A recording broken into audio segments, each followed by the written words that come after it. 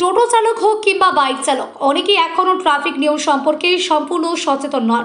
Traffic সিগন্যালের বিভিন্ন রঙের অর্থ, রাস্তার সংকেত, সঠিকভাবে ইউটার্ন নেওয়ার নিয়ম কিংবা নিরাপদে যান চলাচলের নানা বিষয় সম্পর্কে অনেকেরই পর্যাপ্ত ধারণা নেই।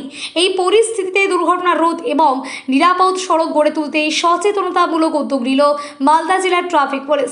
বৃহস্পতিবার সকালে মালদা শহরে পোস্ট অফিস মোড়ে বিশেষ সচেতনতা কর্মসূচির আয়োজন করা হয়। সেখানে ট্রাফিক পুলিশের গাড়ি চালক ও সাধারণ পথচারীদের ট্রাফিক আইন মেনে চলার গুরুত্ব বোঝান, পাশাপাশি সিগন্যাল অমান্য করা বা হেলমেট ব্যবহার, নির্দিষ্ট গতি সীমা মেনে চলা এবং সড়ক নিরাপত্তা সংক্রান্ত বিভিন্ন নির্দেশিকা সম্পর্কে লিফলেট বিতরণ করা হয়। পুলিশ আধিকারিকরা জানান, শুধু আইন প্রয়োগ করে নয়, সচেতনতার মাধ্যমেই সড়ক দুর্ঘটনা অনেকাংশে কমানো সম্ভব। ভবিষ্যতেও জেলার বিভিন্ন গুরুত্বপূর্ণ মোড়ে এই ধরনের কর্মসূচি চালিয়ে যাওয়া হবে। সিগন্যাল ইউটার্ন যেখানে নো পার্কিংয়ের আছে, পার্কিং মানা সেখানে ওগুলো বোঝাচ্ছে স্যার। বড় স্যার, এই উদ্যোগটা কিভাবে দেখছেন?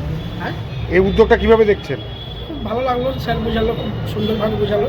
সবাইকে এটা বোঝা উচিত যে পাবলিক টোটো বা যে কোনো গাড়ি ঠিকঠাক করে চালায়, যাতে দুর্ঘটনা না ঘটে, অ্যাক্সিডেন্ট না হয়। যদি আপনাদের অনেক টোটোওয়ালাকে দেখিয়ে সিগন্যাল বুঝতে পারে না, গ্রামের লোকজনগুলো। অনেকে বুঝতে পারে না, এটা কিন্তু বোঝা উচিত।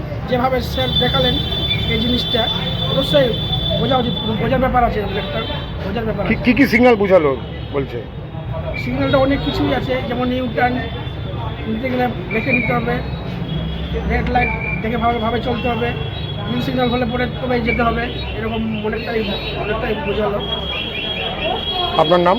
আমার নাম উৎপল সরকার। হ্যাঁ, উৎপল সরকার।